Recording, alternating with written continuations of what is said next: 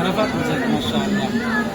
আমরা আরাফাত হোসেন ভাইয়ের কাছ থেকে কয়েকটা বিষয় জানবো, যাতে করে ওনার মাধ্যমে অন্য ভাইয়েরা এই বিষয়টা শিখতে পারে। সেই জন্য যাতে করে আমরা ওনার কাছ থেকে যে বইটা দিচ্ছি এটা একটা ইবাদতের বই, ইবাদত সম্পর্কে ওনাকে প্রশ্ন করবো ইনশাআল্লাহ। আল্লাহ তাআলা কুরআনুল কারীমের মধ্যে বলছেন যে তোমার আল্লাহ রাসূল সাল্লাল্লাহু আলাইহি ওয়াসাল্লাম যেই আমল দিয়েছেন সেই আমল তোমরা গ্রহণ করো, অন্য কোনো আমল করলে আল্লাহ তাআলা এটা গ্রহণযোগ্য করবেন না। কোন সূরা? সূরা মুজাদালা।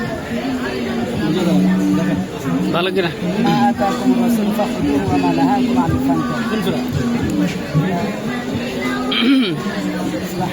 মাশাআল্লাহ, 7 নম্বর আয়াত।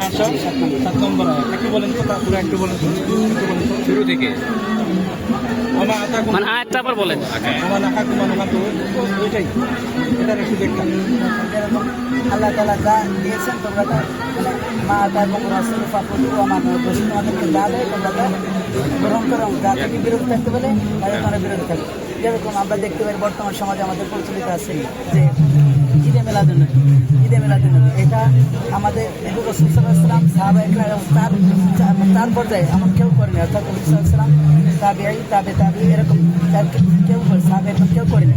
কিন্তু বর্তমানে এটা শিয়াদের মাধ্যমে পরবর্তীতে এটা মানুষের মধ্যে প্রকাশ হয়। যেরকম এটা রাসূল সাল্লাল্লাহু আলাইহি ওয়াসাল্লাম ছিল না, কিন্তু রাসূল সাল্লাল্লাহু আলাইহি ওয়াসাল্লাম দেয়নি। এই জন্য বলছিলাম আমার নাহাক মান প্রদান এটা আমাদের বিরোধ থাকতে আমাদের দিয়েছে যেভাবে সালাত আদায় করতে হবে সেভাবে আমাদের সালাত আদায় করতে হবে। বেদাত করলে কি হয়?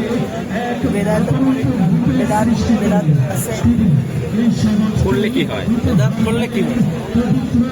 বেদাত করলে তো জাহান্নাম, বেদাত করলে তো জাহান্নাম। কিন্তু করলে উপস্থিতি কি হবে? উপস্থিতি কি হবে? মানে আহদাসা ফি আমরুনা হাযা মা লাইসা মিনহু তার আমলটা ধ্বংস হয়ে যায়। বাতিল। জি, বেদাত করলে এটা হয়। তারপরে হচ্ছে গিয়ে যারা বেদাত করে তারা বেদাত মনে করে সব মনে করে, তারা মনে করে যে এটা সবই না, এটা ভালো মনে করে। তারা বেদাতের কোনো দলিল আছে কিনা? যেমন কেউ যদি বলে যে ঈদে মিলাদুন্নবী পালন করা যাবে না, তার দলিল দেন। বেদাতের কোনো দলিল যার দলিল নেই সেটাই বেদাত, যার দলিল আছে সেটা তো অবশ্যই। মানে এই ভাইয়ের গ্লাস যেটা ওটা আমার নয়, এটা কেন নয়? আমার নয়, এটা আমার নয়, আমার কাছে দলিল আছে। মানে বেদাতের কোনো দলিল নাই। আপনার গ্লাস আমার নয়, আপনি যদি বলেন আপনার নয় দলিল দেন, আমি দিতে পারবো? মনে দিতে পারবো না।